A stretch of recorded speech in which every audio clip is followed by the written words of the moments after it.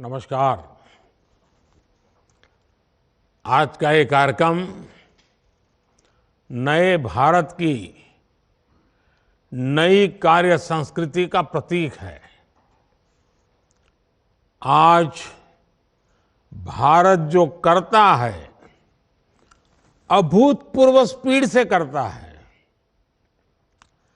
आज भारत जो करता है अभूतपूर्व स्केल से करता है। आज के भारत ने छोटे छोटे सपने देखना छोड़ दिया है। हम बड़े सपने देखते हैं और उन्हें पूरा करने के लिए दिन रात एक कर देते हैं। यही संकल्प इस विकसित भारत विकसित रेलवे कार्यक्रम में दिख रहा है। मैं इस कार्यक्रम में देश भर से जुड़े सभी साथियों का अभिनंदन करता हूं। हमारे साथ 500 से अधिक रेलवे स्टेशनों और 1,500 से ज्यादा दूसरी जगहों से लाखों लोग जुड़े हैं। अलग अलग राज्यों के माननीय राज्यपाल श्री, माननीय मुख्यमंत्रीगण, केंद्र और राज्य सरकारों के मंत्रीगण, सांसदगण, विधायकगण और स्थानीय जनप्रतिनिधि, प्रबुद्ध नागरिक, पद्म पुरस्कार जिनको सम्मानित मिला है, ऐसे वरिष्ठ महानुभाव, भारत के महत्वपूर्ण जीवन जवानी खपाने वाले हमारे स्वातंत्र सेनानी, फ्रीडम फाइटर और हमारी भावी पीढ़ी, युवा साथी भी आज हमारे साथ है। आप सभी की उपस्थिति में आज एक साथ रेलवे से जुड़ी 2000 से अधिक परियोजनाओं का शिलान्यास और लोकार्पण हुआ है। अभी तो इस सरकार के तीसरे टर्म की शुरुआत जून महीने से होने वाली है।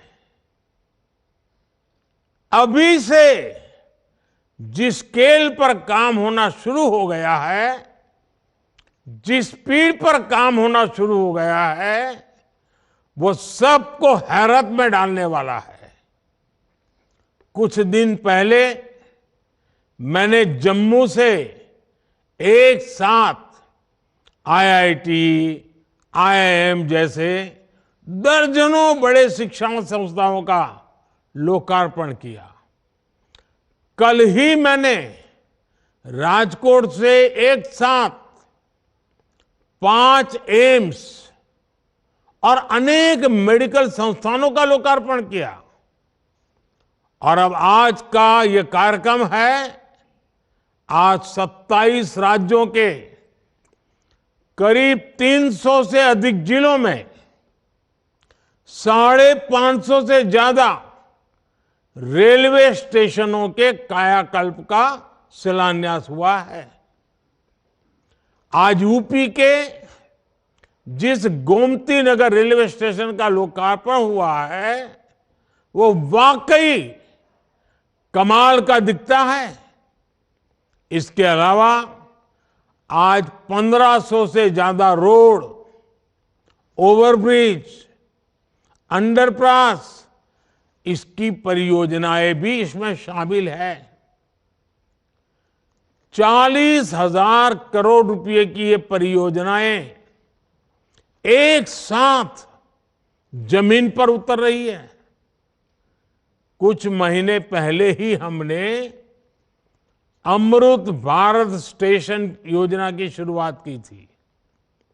तब भी 500 से अधिक स्टेशन के आधुनिकीकरण पर काम शुरू हुआ था।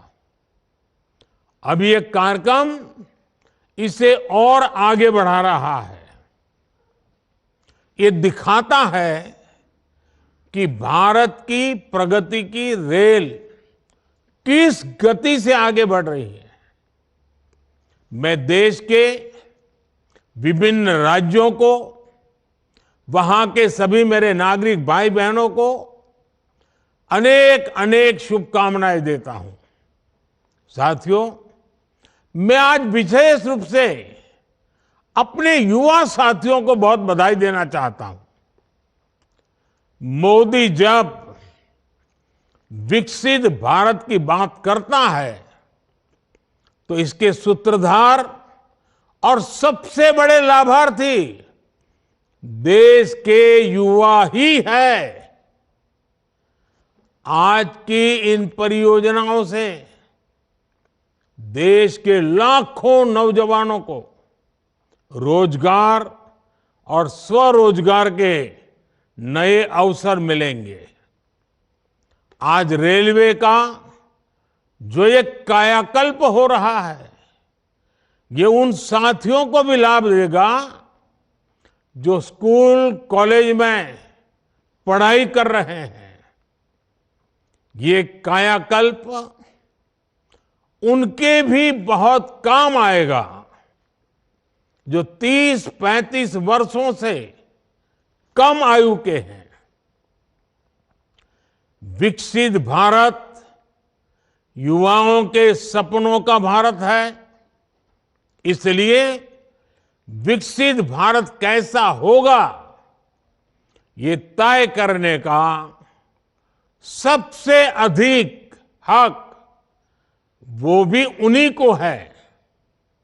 मुझे संतोष है कि देश भर के हजारों विद्यार्थियों ने अलग अलग स्पर्धाओं के माध्यम से विकसित भारत के रेलवे का सपना सामने रखा। इनमें से अनेक युवा साथियों को पुरस्कार भी मिले हैं। मैं सभी को बहुत शुभकामनाएं देता हूं। मैं देश के हर जवान को, हर नौजवान को बताना चाहता हूं कि आपका सपना ही मोदी का संकल्प है। आपका सपना, आपकी मेहनत और मोदी का संकल्प, यह विकसित भारत की गारंटी है। साथियों, मुझे खुशी है कि ये जो अमृत भारत स्टेशन है, विरासत और विकास दोनों के प्रतीक होंगे। जैसे ओडिशा के बालेश्वर रेलवे स्टेशन को भगवान जगन्नाथ मंदिर की थीम पर डिजाइन किया गया है, सिक्किम के रंगपो रेलवे स्टेशन पर आप लोगों को स्थानीय वास्तुकला का प्रभाव दिखेगा। राजस्थान का सांगनेर रेलवे स्टेशन 16वीं शताब्दी की हैंड ब्लॉक प्रिंटिंग को दर्शाता है। तमिलनाडु के कुंभकोणम स्टेशन का डिजाइन चोल काल के वास्तुकला पर आधारित है। अहमदाबाद रेलवे स्टेशन मोढेरा सूर्य मंदिर से प्रेरित है। गुजरात में द्वारका स्टेशन द्वारकाधीश मंदिर से प्रेरित है। आईटी सिटी गुड़गांव का रेलवे स्टेशन आईटी के लिए ही समर्पित होगा। यानी अमृत भारत स्टेशन उस शहर की विशेषता से दुनिया को परिचित कराएगा। इन स्टेशनों के निर्माण में दिव्यांगों और बुजुर्गों, उनकी सुविधा का भी विशेष ध्यान रखा गया है। साथियों, बीते 10 वर्षों में हम सभी ने एक नया भारत बनते देखा है और रेलवे में तो परिवर्तन साक्षात हम अपनी आंखों के सामने देख रहे हैं। जिन सुविधाओं की हमारे देश के लोग कल्पना किया करते थे। लोगों को लगता था कि काश भारत में ये होता तो। लेकिन आप देखिए, जो कभी आप कल्पना में सोचते थे, आज हम आंखों के सामने होता हुआ देख रहे हैं। एक दशक पहले तक वंदे भारत जैसी आधुनिक सेमी हाई स्पीड ट्रेन के बारे में कभी सोचा था, सुना था? किसी सरकार ने कभी बोला भी था? एक दशक पहले तक अमृत भारत जैसी आधुनिक ट्रेन की कल्पना बहुत मुश्किल थी। एक दशक पहले तक नमो भारत जैसी शानदार रेल सेवा के बारे में किसी ने कभी सोचा नहीं था। एक दशक पहले तक विश्वास ही नहीं हो पाता था कि भारतीय रेल का इतनी तेजी से बिजलीकरण होगा। एक दशक पहले तक ट्रेन में स्वच्छता, स्टेशन पर सफाई, ये तो बहुत बड़ी बात मानी जाती थी। आज ये सब रोजमर्रा की जिंदगी का हिस्सा बन गए हैं। एक दशक पहले तक मानव रहित फाटक भारतीय रेल की एक पहचान बन चुकी थी, एक आम तस्वीर थी। आज ओवरब्रिज, अंडरब्रिज से वे रोक टोक और दुर्घटना रहित आवाजाही सुनिश्चित हुई है। एक दशक पहले तक लोगों को लगता था कि एयरपोर्ट जैसी आधुनिक सुविधाएं सिर्फ पैसे वाले लोगों के ही भाग्य में है। आज गरीब और मिडिल क्लास के लोग रेलवे स्टेशन पर भी एयरपोर्ट में जैसी सुविधा होती है ना, वो सुविधा रेलवे में सफर करने वाला मेरा गरीब भाई बहन भी उसका लाभ ले सकता है। साथियों, दशकों तक रेलवे को हमारे यहाँ की स्वार्थ भरी राजनीति का शिकार होना पड़ा। लेकिन अब भारतीय रेलवे देशवासियों के लिए ईज ऑफ ट्रैवल का मुख्य आधार बन रही है। जिस रेलवे के हमेशा घाटे में होने का रोना रोया जाता था, आज वो रेलवे परिवर्तन के सबसे बड़े दौर से गुजर रही है। ये सब कुछ आज इसलिए हो रहा है क्योंकि भारत 11वें नंबर से छलांग लगाकर 5वें नंबर की अर्थव्यवस्था बना।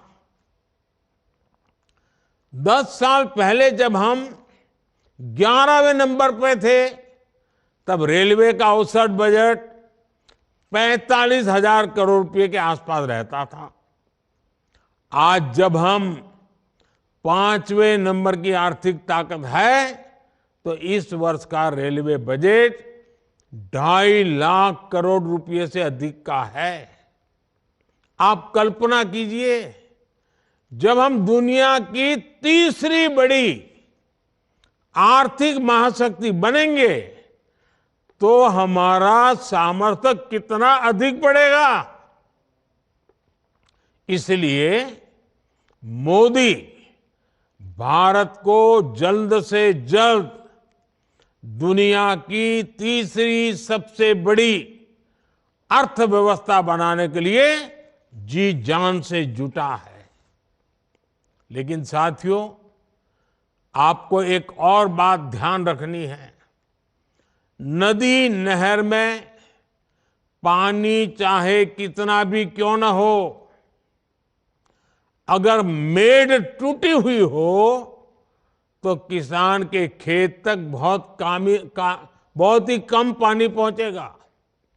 इसी तरह बजट चाहे कितना भी बड़ा हो, अगर घोटाले होते रहें, बेईमानी होती रहे, तो जमीन पर उस बजट का असर कभी नहीं दिखता।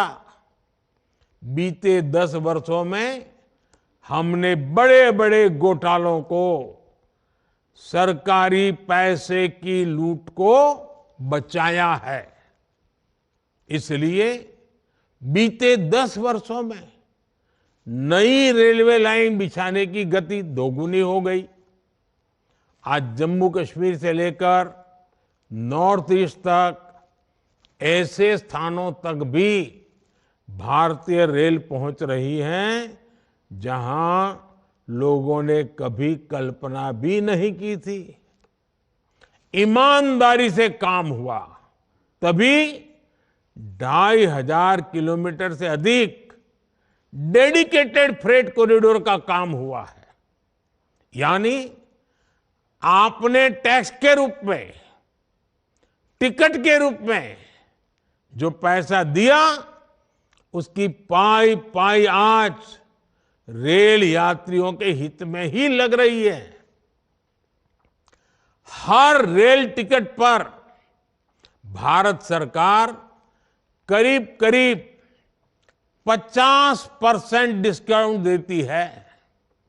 साथियों, जैसे बैंक में जमा पैसे पर ब्याज मिलता है, वैसे ही इंफ्रास्ट्रक्चर पर लगी हर पाई से कमाई के नए साधन बनते हैं, नए रोजगार बनते हैं।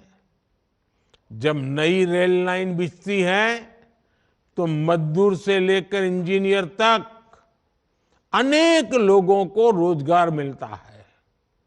सीमेंट, स्टील, ट्रांसपोर्ट जैसे अनेक उद्योगों, दुकानों में नई नौकरियों की संभावनाएं बनती हैं। यानी आज जो ये लाखों करोड़ रुपए का निवेश हो रहा है, ये हजारों प्रकार के रोजगार की गारंटी भी है। जब स्टेशन बड़े और आधुनिक होंगे, ज्यादा ट्रेनें रुकेगी, ज्यादा लोग आएंगे, तो आसपास रेहड़ी पटरी वालों को भी इससे फायदा होगा। हमारी रेल छोटे किसानों, छोटे कारीगरों, हमारे विश्वकर्मा साथियों के उत्पादों को बढ़ावा देने वाली है। इसके लिए वन स्टेशन वन प्रोडक्ट योजना के तहत स्टेशन पर विशेष दुकानें बनाई गई हैं। हम रेलवे स्टेशनों पर हजारों स्टॉल लगाकर उनके उत्पाद बेचने में भी मदद कर रहे हैं। साथियों, भारतीय रेल यात्री सुविधा ही नहीं है, बल्कि देश की खेती और औद्योगिक प्रगति का भी सबसे बड़ा वाहक है। रेल की गति तेज होगी तो समय बचेगा। इससे दूध, मछली, फल, सब्जी ऐसे अनेक उत्पादन तेजी से मार्केट पहुंच पाएंगे। इसमें उद्योगों की लागत भी कम होगी। इससे मेक इन इंडिया को, आत्मनिर्भर भारत अभियान को गति मिलेगी। आज पूरी दुनिया में भारत को निवेश के लिए सबसे आकर्षक माना जा रहा है। इसका एक बड़ा कारण ये आधुनिक इंफ्रास्ट्रक्चर भी है। आने वाले 5 वर्षों में जब ये हजारों स्टेशन आधुनिक हो जाएंगे, भारतीय रेल की क्षमता बढ़ जाएगी, तो निवेश की एक और बहुत बड़ी क्रांति आएगी। भारतीय रेल को अपने कायाकल्प के इस अभियान के लिए मैं एक बार फिर अनेक अनेक शुभकामनाएं देता हूं और सभी देशवासियों को भी एक साथ इतना बड़ा कार्यक्रम का हिस्सा बनना, एक ही कार्यक्रम में लाखों लोगों का जुड़ना, सभी आदरणीय मुख्यमंत्रियों का समय निकालना, गवर्नर जी का समय मिलना, ये अपने आप में आज का ये कार्यक्रम शायद हिंदुस्तान में एक अनेक प्रकार की नई संस्कृति को लेकर के आया है। मैं मानता हूं ये रचना बहुत ही उत्तम प्रकार की आज के कार्यक्रम में रचना बनी है। आगे भी हम इसी प्रकार से समय का सर्वाधिक अच्छा उपयोग करते हुए विकास की गति को एक साथ चारों दिशाओं में तेजी लाएंगे। ये आज हमने देख लिया है। आपको भी मेरी बहुत बहुत शुभकामनाएं हैं। बहुत बहुत धन्यवाद।